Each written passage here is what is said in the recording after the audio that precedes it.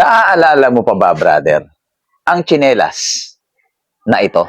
Ito lang naman yung tsinelas na kapag meron ka noong araw, sikat na sikat ka sa street nyo. At kapag meron ka nito, wala kang talo.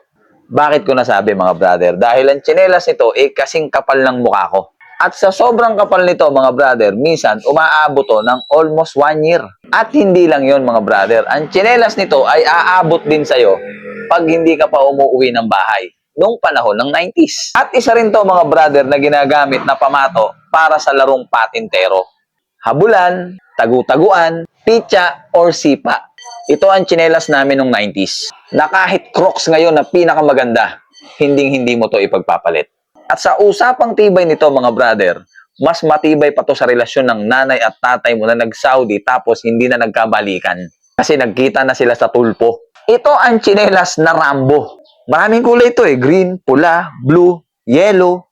Pero pag nakita mo naman siya, iisa lang yung disenyo. Disipit lang, di ba? Tapos makapal. At pag meron ka nito nung 90s, ibig sabihin bagong sweldo ang nanay at tatay mo. At nung araw, pag nakita ka naman ng mga kalaro mo na medyo manipis na to, yun na yung panahon or time para umiyak sa nanay at tatay mo. At humiling ka na palitan na yung Rambo mo. At pag nakulitan sa'yo ang nanay at tatay mo dahil wala pang pambili, yung suot mong Rambo na tsinelas, malamang yun ang tatama sa'yo. Kaya ang mangyayari, brother, titiisin mo na lang yung mga pang-aasar na mga kalaro mo. Hanggang sa isang araw, magugulat ka, meron ka ng bagong Rambong tsinelas. Samantalang sa panahon ngayon, hindi mapakali yung ibang kabataan sa iisang tsinelas. May tsinelas na, may tsinelas pa sa tanghali, may tsinelas pa sa hapon, bukod pa yung tsinelas sa pang-alis. Dalawa lang naman yung paa. Samantalang kami nung 90s, ang pagpipilian lang namin kung ano ang kulay ng sipit.